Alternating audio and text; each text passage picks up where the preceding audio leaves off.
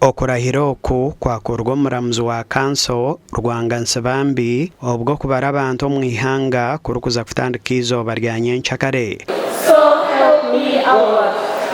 We have 10 days to do what? To enumerate. We are going to burn out.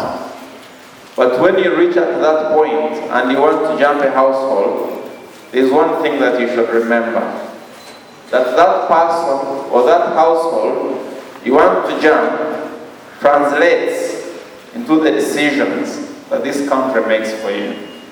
Abarikuza kubara abantu bashabwa kukuma ebihama by'abantu. It is very, very important in this exercise. Tutekateka mtu atwiningirije nibamanye kibashime kwamba kora. Konka ekitwenda twenda bagire mico mirungi bakore umurimo okubashime kwamba kora.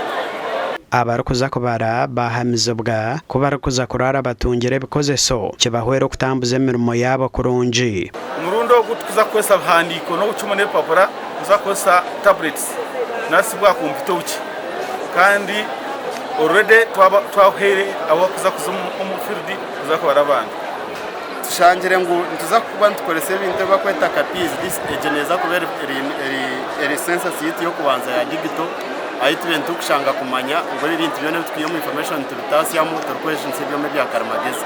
Omwe habarikuza kubara abantu omuri Katete ward hine byahabura gavumenti.